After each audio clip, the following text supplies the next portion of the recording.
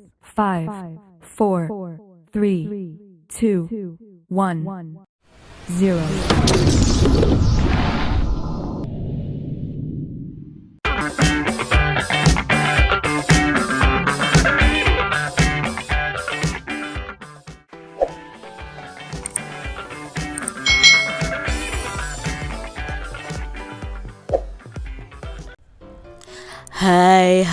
Hai.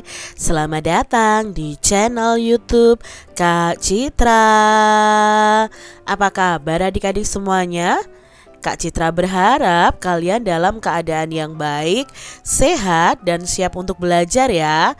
Hari ini kita akan belajar bersama-sama untuk mata pelajaran tematik kelas 2 adik-adik. Kita belajar di tema 7, kebersamaan, subtema 1, kebersamaan di rumah, pembelajaran yang keempat adik-adik. Mari adik-adik kita belajar dengan penuh semangat ya. Adik-adik perhatikan gambar berikut ini. Belajar di rumah. Hampir setiap malam Siti dan Ali bersama keluarga melaksanakan sholat maghrib berjamaah. Setelah sholat Siti dan Ali belajar mengaji. Usai mengaji, Siti dan Ali ini belajar adik-adik. Ibu mengajari Siti mengerjakan tugas sekolah. Ayah mengajari Ali juga mengerjakan tugas sekolah. Adik-adik, pernahkah kalian belajar dengan orang tua kalian atau kalian dibimbing orang tua kalian dalam belajar? Nah, pastinya pernah ya adik-adik, apalagi kalau kalian sedang belajar di rumah ini saat ini. Pasti orang tua kalian akan membantu kalian untuk mengerjakan tugas-tugas sekolah. Adik-adik, ayo cari tahu kebersamaan setiap keluarga dalam menjalankan agamanya masing-masing. Di sini ada kegiatan keagamaan bersama keluarga. Yang pertama ada Siti yang mengaji bersama keluarganya. Lalu ada Edo yang beribadah bersama keluarga di gereja. Ada Beni yang beribadah bersama keluarganya juga di gereja. Lalu ada Lani yang beribadah bersama keluarga di kelenteng. Lalu ada Dayu yang sedang beribadah bersama keluarga di pura ya. Lalu ada Lina yang beribadah bersama keluarga di wihara. Berdasarkan gambar tersebut, tulislah kegiatan keagamaan dari Siti dan teman-temannya. Yang pertama, Siti tadi sedang mengaji bersama keluarga. Lalu Beni sedang beribadah bersama di gereja. Edo juga sedang beribadah bersama di gereja. Dayu sedang beribadah bersama di pura. Lalu ada Lani yang beribadah bersama di kelenteng dan Lina beribadah bersama keluarganya di wihara. Adik-adik coba tuliskan kegiatan kebersamaan di rumah yang berkaitan dengan pelaksanaan agama kalian masing-masing. Kalian bisa tuliskan kegiatan kebersamaanku di rumah bersama keluargaku adalah misalnya nih adik-adik, beribadah bersama anggota keluarga, membaca kitab suci bersama keluarga, merayakan hari besar agama bersama keluarga, lalu berdoa bersama anggota keluarga. Ini adalah contoh kegiatan kebersamaan di dalam keluarga dalam melaksanakan ibadah sesuai agama masing-masing. Adik-adik, di Indonesia sendiri ada 6 agama atau 6 kepercayaan yang diakui adik-adik. Yang pertama ada Islam, lalu ada Kristen, ada Katolik, ada agama Hindu, Buddha, dan yang terakhir adalah Konghucu ya. Jadi ada 6 agama atau kepercayaan yang diakui di Indonesia. Mari kita pelajari tentang agama-agama di Indonesia ini adik-adik. Yang pertama adalah agama Islam. Agama Islam itu ibadahnya di masjid. Salah satu contoh hari besarnya adalah Idul Fitri. Kitab sucinya adalah Al-Quran. Lalu salamnya itu ada Assalamualaikum warahmatullahi wabarakatuh untuk awalnya, dan untuk akhirnya adalah Wassalamualaikum warahmatullahi wabarakatuh. Berikutnya ada agama Kristen. Nah, agama Kristen itu ibadahnya di gereja. Salah satu hari besarnya ada Natal. Kitabnya adalah Alkitab. Lalu salamnya itu berupa salam sejahtera atau Shalom. Agama berikutnya adalah Katolik. Nah, Katolik ini hampir sama dengan Kristen adik-adik ya, ibadahnya di gereja. Lalu hari besarnya ada Natal, kitabnya Alkitab, dan untuk salamnya ada salam sejahtera dan berkah dalam. Lalu untuk agama Hindu, nah agama Hindu itu ibadahnya di pura adik-adik ya. Atau kalau orang Bali tuh bacanya bukan pura tapi pura ya. Nah untuk hari besarnya apa? Hari besarnya itu ada Nyepi. Dan di sini kitabnya ada Weda. Lalu salamnya itu ada Om Swastiastu dan Om Santi Santi Santi Om. Agama berikutnya ada Buddha. Nah, Buddha ini ibadahnya di wihara. Salah satu hari agamanya atau hari besarnya adalah Waisak. Kitabnya disebut dengan Tripitaka dan salamnya adalah Namo Buddhaya.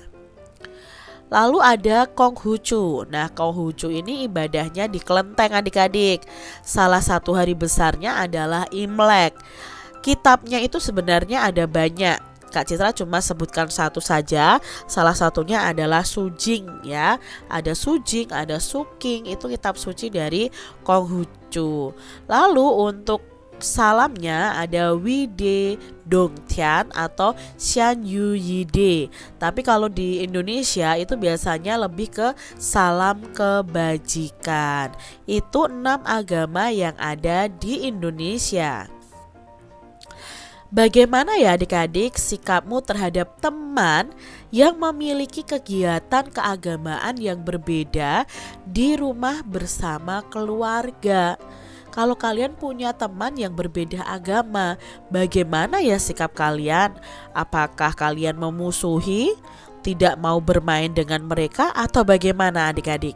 Nah, di sini sikap kalian yang pertama adalah tetap rukun walaupun berbeda agama adik-adik. Yang kedua harus saling menghargai.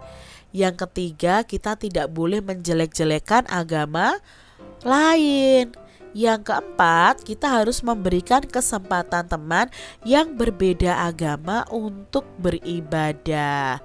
Jadi adik-adik ini adalah contoh-contoh sikap yang harus kita lakukan ya untuk selalu menjaga kerukunan walaupun berbeda agama.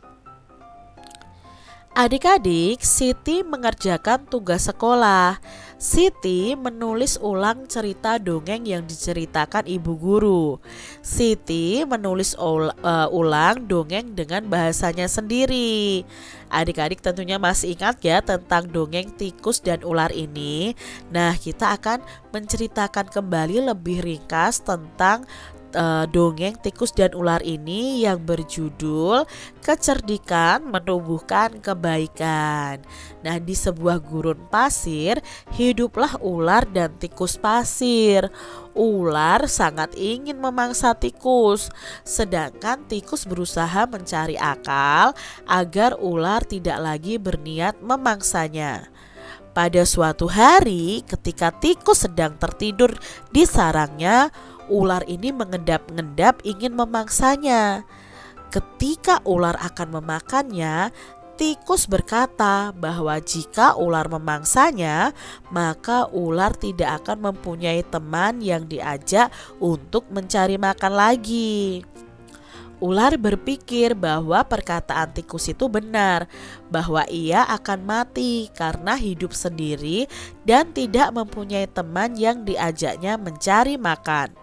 Ular kemudian meminta maaf dan mereka mencari makan bersama-sama.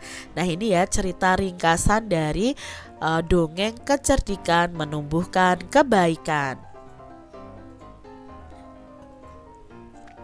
Setelah mengaji dan belajar, Siti dan keluarga menikmati kue adik-adik. Di sini ibu menyiapkan kue martabak. Ibu memotong setiap kue menjadi 4 bagian yang sama besar. Nah, di sini adik-adik ada martabaknya nih ya. Martabaknya dibagi menjadi 4 bagian sama besar. Maka masing-masing bagian ini dapat buat dalam pecahan itu sama dengan 1/4.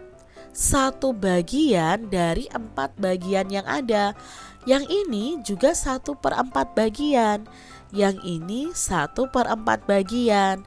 Yang ini juga 1/4 bagian. Adik-adik pada pembelajaran sebelumnya sudah mengenal tentang pecahan setengah dan 1/3. Nah, sekarang kita belajar tentang pecahan 1/4. Yang perlu kalian ketahui, jika ingin mendapatkan pecahan 1/4 dari sebuah benda yang dipotong, maka benda itu harus dipotong menjadi 4 bagian sama besar. Suatu benda jika dibagi menjadi 4 bagian sama besar, maka masing-masing bagian itu bisa dinyatakan dalam pecahan 1/4 atau 1/4. Nah, kalau ditulis angka seperti ini, 1/4 dibaca 1/4 atau 1/4.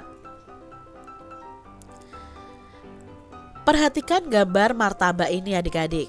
Apakah potongan martabak di samping menunjukkan pecahan 1/4 bagian?